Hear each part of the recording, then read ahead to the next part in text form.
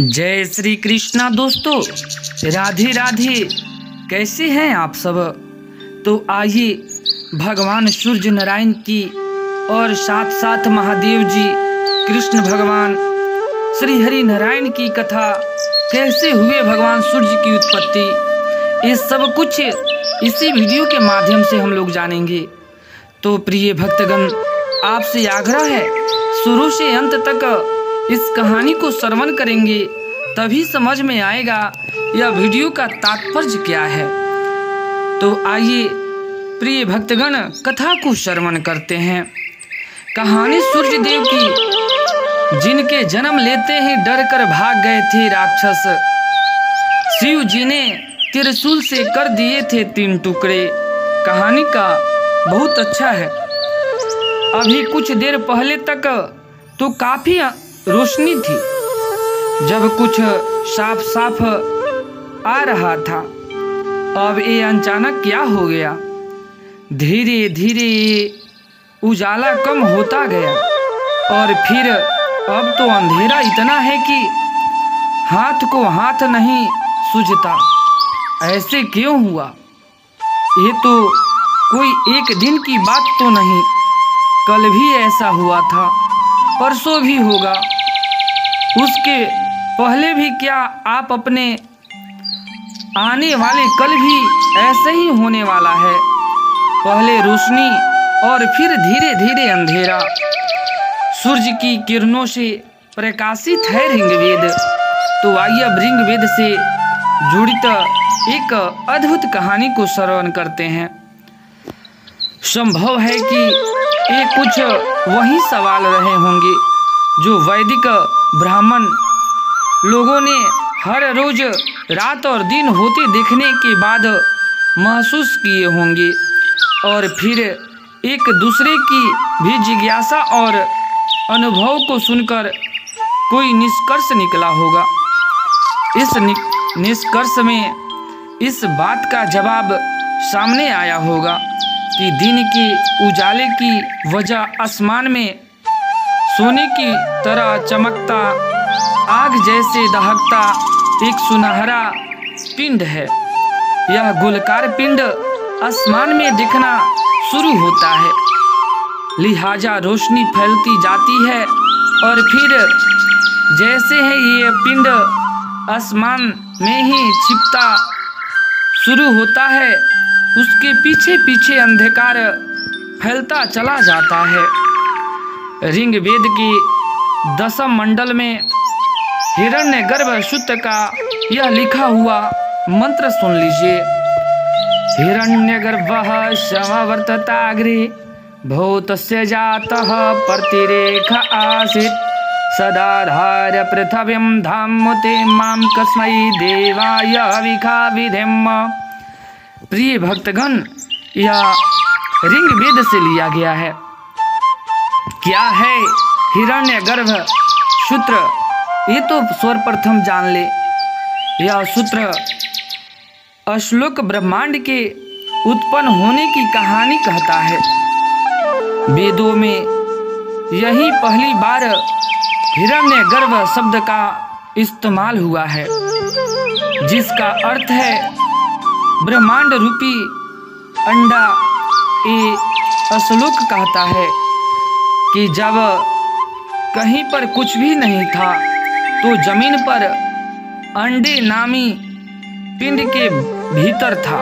यह श्लोक बिग जैसी भी संकेत करता है।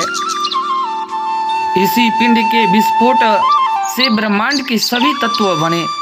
धरती, जल, अग्नि, आकाश और वायु के सभी साथ साथ चंद्रमा और सूर्य भी हुए। तो प्रिय भक्तगण, सूर्य वैदिक काल का पहला देवता है। तो आइए ये भी श्रवण करते हैं। सूर्य जो अकेला ही धरती के लिए प्रकाश, गर्मी और एनर्जी का स्रोत है, और वैदिक काल के लोगों द्वारा पहचाना गया सबसे पहला देवता भी है। सुनहरे उजाले और आग की तरह दहकता हुआ रंग के कारण ही सूर्य को अपना सबसे पहला नाम हिरण्यगर्भ मिला।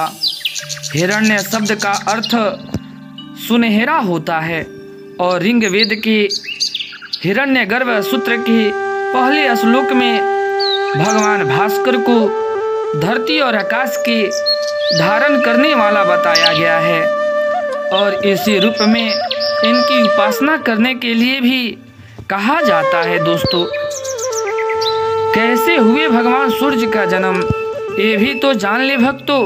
तो बने रहिए हमारे YouTube चैनल पर और चैनल को दोस्तों जरूर से जरूर सब्सक्राइब कर दे। आपके लिए एक से एक बढ़कर रोचक कहानी लेकर आता रहता हूँ, तो चैनल को जरूर से जरूर सब्सक्राइब कर दें। कैसे हुए सूर्य का जन्म, आइए प्रिय भक्तगण ये भी जानते हैं। ये तो हुआ सूर्य की उपासना की बात, लेकिन भगवान सूर्य का जन्म कैसे हुआ, इस सवाल का जवाब विष्णु पुराण में लिखा हुआ एक घटनाक्रम में मिलता है। विष्णु पुराण की कथा कहता है कि जब कहीं कुछ भी नहीं था, तब उस विराट रूप पुराणों में भगवान विष्णु को पहले विराट रूप से कहा जाता है कि इच्छा से दूध दही सफेद एक सागर बना। उस क्षीर सागर में पीपल का पत्ता बना और इसी पत्ते पर एक शिशु लेटा हुआ दिखा। यह शिशु अपनी ही इच्छा से विकसित हो गया और पूर्ण पुरुष बन गया। उसके 4 हाथ थे और सिर पर नागों का छाया थी। उस विराट रूप के आंखें खोली तो नेत्रों से निकला प्रकाश सूर्य बन गया। मन से बना चंद्रमा, कानों की ध्वनि और उसकी सांस लेने से इच्छा के कारण ही ब्रह्मांड प्राण वायु भी भर गए। अब आइए प्रिय भक्तगण, यजुर्वेद में इस पूरी प्रक्रिया का वर्णन इस श्लोक में हुआ है। तो आइए श्लोक को श्रवण करते हैं। चंद्रमा मनसो जातश्चक्षु सूर्यो अजायत श्रोत्राद्वायुश्च प्राणश्च हृदया सर्वमिदं जायते। भाव, उस विराट पुरुष के मन में चंद्रमा, चक्षु आँखों से सूर्य, श्रोत से वायु तथा प्राण और हृदय से यह संपूर्ण जगत उत्पन्न हुआ। क्यों कहे जाते हैं भगवान भास्कर सूर्य नारायण, तो आइए जानते हैं यह भी कथा। भगवान विष्णु की आंखों से उत्पन्न होने के कारण ही भगवान सूर्य देव उनके ही नाम नारायण से जाने जाते हैं, इसलिए संसार में उन्हें सूर्य नारायण कहा जाता है। यह भी कहते हैं कि सूर्य को नमस्कार करना, उनकी पूजा करना असल में भगवान श्री हरि नारायण की पूजा उपासना करना होता है। तो आइए प्रिय भक्तगण, आकाश से गिरा हुआ जल जिस तरह सागर में ही जाता है, सभी देवताओं को किया गया नमस्कार केशव यानी भगवान श्री हरि नारायण को ही पहुँचता है। इसके अलावा ब्रह्म पुराण में भी सूर्य के शक्तिशाली प्रभाव और उसके ऐश्वर्य को स्वीकार करता है। ब्रह्म पुराण में यह कथा को श्रवण कीजिए। यही वजह है कि देवताओं में सूर्य को सबसे श्रेष्ठ और नारायण की तरह ही सम्मानित बनाया जाता है। हाल की देवताओं के राजा इंद्र हैं। पुराण कहानी कहती है कि इस पद अलग अलग समय पर अलग अलग इंद्र रहे हैं। सूर्य को उन देवताओं में सम्मिलित बताया जाता है जो कि इंद्र की सभा में बैठते हैं। उनके बावजूद कई कहानी ऐसे है कि जिनमें सूर्य की जगह देवताओं से सबसे अलग और उच्च स्थान रहा है। सूर्य के जन्म की एक और कथा है, उसको भी प्रिय भक्तगण श्रवण कीजिए और चैनल को जरूर से जरूर सब्सक्राइब कर दें। इन सभी कहानियों में एक कहानी तो सूर्य के जन्म की ही है, जिनमें सूर्य को सभी देवताओं के रक्षक के रूप में बताया गया है। कहानी के मुताबिक एक बार देवताओं की लड़ाई दैत्य के साथ हो गई। दैत्य जीत गए और देवताओं को भागना पड़ा। तब सभी देवता अपनी माँ आदिति के पास गए। आदिति से अपनी परेशानी सुनाई तो वह सूर्य की उपासना करने लगी। सूर्य देव प्रकट हुए। तब आदिति ने उनसे पुत्र रूप में जन्म लेने का वरदान मांगा। सूर्य ने उन्हें अपनी मां बनाने का वरदान दे दिया। आदिति के बेटे के रूप में जन्म लेने के कारण सूर्य का नाम आदित्य भी है। आदित्यों में सबसे बड़े सूर्य हैं। ये भी कहानी प्रिय भक्तगण श्रवण करें। आदित्य के इंद्र समेत 12 बेटे हैं। इन सभी को आदित्य कहा जाता है, लेकिन कई जगहों पर सूर्य के इन आदित्यों में सबसे बड़ा भाई गिना जाता है। हालांकि फिर भी देवता का राजा इंद्र है, सूर्य नहीं।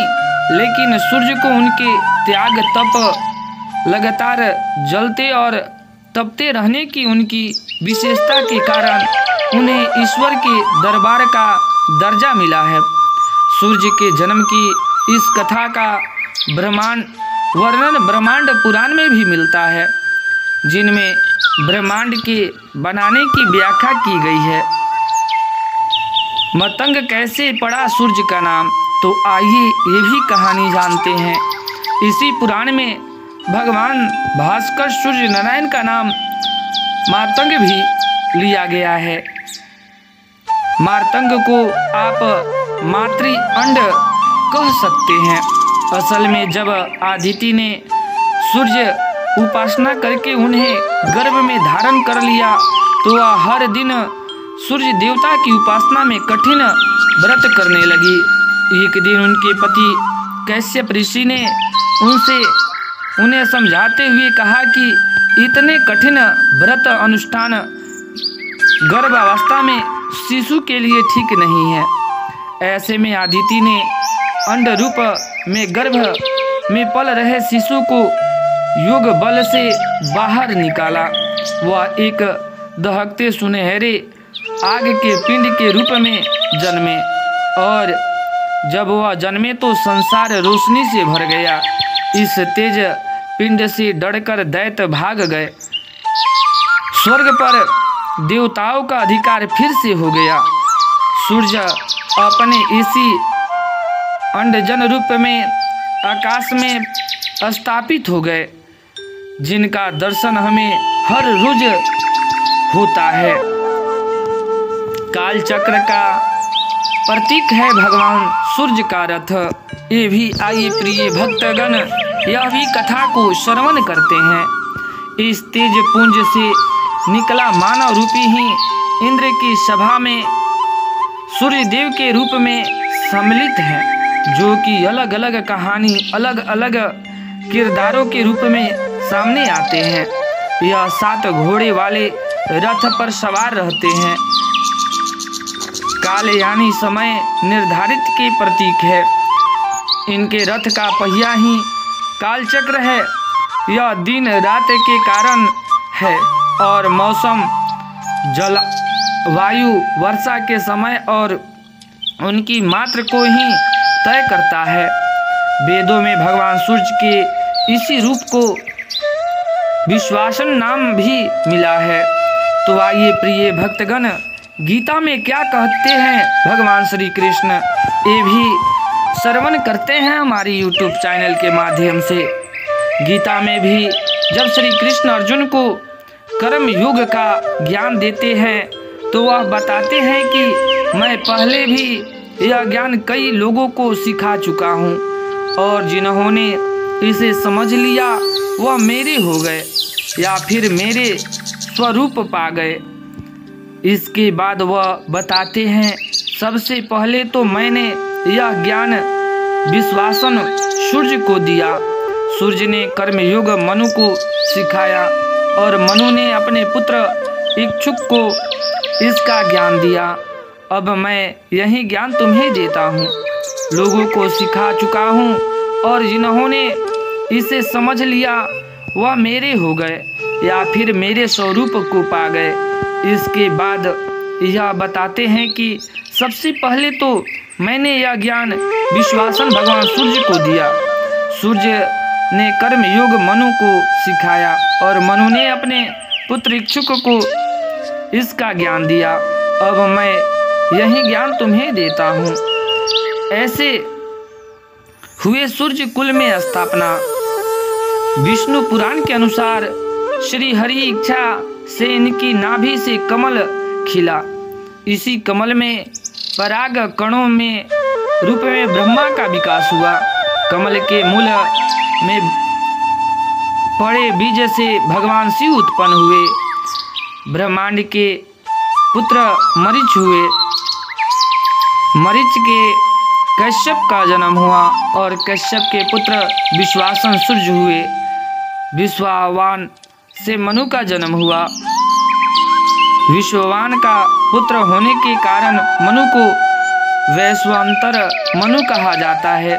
मनु से इक्षुक जन्मे और इस तरह कुलों में सबसे कुलीन सूर्य कुल का सूर्य वंश की स्थापना हुई। क्या सूर्य के पुत्र वैश्वत मनु अलग हैं? ये भी कथा को श्रवण करते हैं। यहाँ एक कन्फ्यूजन ये हो सकता है कि मनु का जन्म तो ब्रह्मा जी के अंश से हुआ है और उनकी पत्नी सतरूपा है, तो फिर सूर्य के पुत्र मनु कैसे हुए?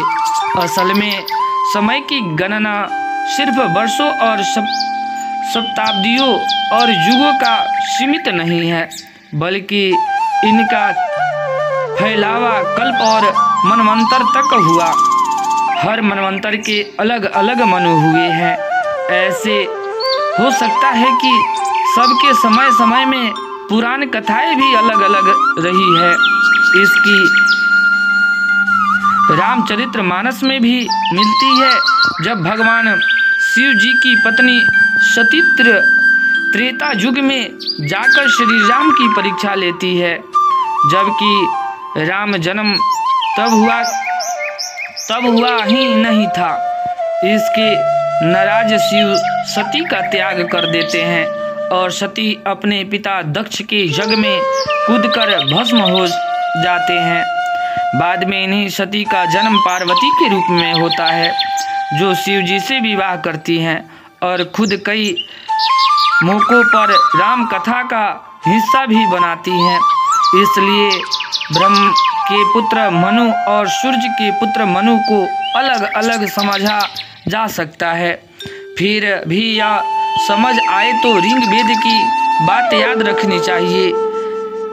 एक संत विप्र बहुधा वदंती, जब हुए सूर्य देवता और शिव की युद्ध, ये भी कथा को श्रवण करते हैं प्रिय भक्तगण। खैर, सूर्य देव की बात करते करते शिव जी का जिक्र चल आया, तो यह एक कहानी का जिक्र और जरूरी हो जाता है। कथा है शिव और सूर्य की युद्ध की। पुराण कथाओं में वर्णन है कि एक बार सूर्य देव और शिव में भयंकर युद्ध भी हुआ था। इस युद्ध की वजह बना था रावण का नाना शुमाली। पुराणों में सम्मिलित 10वां पुराण ब्रह्मवैवर्त पुराण में यह कहानी दर्ज है। क्यों आमने सामने आए शिव जी और सूर्य, तो कथा श्रवण करिए। हुआ कुछ यूं ही कि एक बार शुमाली ने भगवान शिव से रक्षा और खुद पर उनकी कृपा बनी रहे का वरदान मांग लिया। इस वरदान के बाद दोनों क्रूरता दिखाने लगे, धरती पर हाहाकार मचाने लगे। बाद दोनों आकाश की ओर बढ़े, जहाँ सूर्यदेव ने उनका रास्ता रोका। इस पर दोनों सूर्य से ही युद्ध करने लगे। सूर्य के अमोघ शस्त्रों के आगे उनकी एक भी नहीं चली, तो उन्होंने वरदान के तहत महादेव जी को पुकारा। वरदान में बंधे शिव जी को आना पड़ा। इस तरह सूर्य और शिव सामने सामने हो गए। शिव ने किया सूर्य पर प्रहार। शिव को रोकना असंभव था, और अगर न रोका जाता तो माली शुमाली आकाश की ओर बढ़ सकते थे। इसलिए सूर्यदेव को भगवान शिव से युद्ध का निर्णय लेना पड़ा। माली शुमाली पर हुए सूर्य के प्रभाव को रोकने के लिए शिव ने उन पर त्रिशूल चला दिया। इससे सूर्य चेतनाहीन हो गए और उनके 3 टुकड़े हो गए। पहला टुकड़ा जहां गिरा वहां आज कोणार्क सूर्य मंदिर है। यह मंदिर उड़ीसा में है। दूसरा टुकड़ा जहां गिरा आज देवार्क सूर्य मंदिर है। यह मंदिर बिहार में मौजूद है। तीसरा टुकड़ा जहां गिरा आज लोलार्क सूर्य मंदिर है। यह मंदिर यूपी में काशी में है। सूर्य के पिता ऋषि कश्यप ने दिया शिव जी को श्राप। ये भी कथा आइए दोस्तों श्रवण करते हैं। सूर्य के चेतनाहीन होने से उनका पिता कश्यप क्रोधित हो गए और उन्होंने महादेव जी को श्राप दिया कि जिस तरह आपने मेरे पुत्र का त्रिशूल प्रहार किया है, ठीक उसी तरह एक दिन आपको अपने पुत्र पर त्रिशूल चलाना होगा। इस श्राप के कारण भगवान शिव को बालक गणेश का मस्तक काटना पड़ा था। रामायण महाभारत में सूर्य पूजा। तो आइए प्रिय भक्तगण ये भी कथा श्रवण करते हैं। सूर्य देव की पूजा के स्पष्ट प्रभाव सभी रामायण और महाभारत में भी होता है। सूर्य देव की पूजा के स्पष्ट प्रावधान भी रामायण और महाभारत में भी मिलता है। रामायण में जहाँ श्री राम का कुल ही सूर्य वंश है, तो वहीं महाभारत में सूर्य खुद एक किरदार निभाते नजर आते हैं। कर्ण हर रोज गंगा स्नान के बाद सूर्य देव को जल चढ़ाता था। वह कमर तक पानी में खड़े रहकर उनकी उपासना में मंत्र पढ़ता था। कुंती, द्रौपदी, पितामह भीष्म, यहाँ तक खुद कृष्ण भी सूर्य पूजा करते देखे हैं।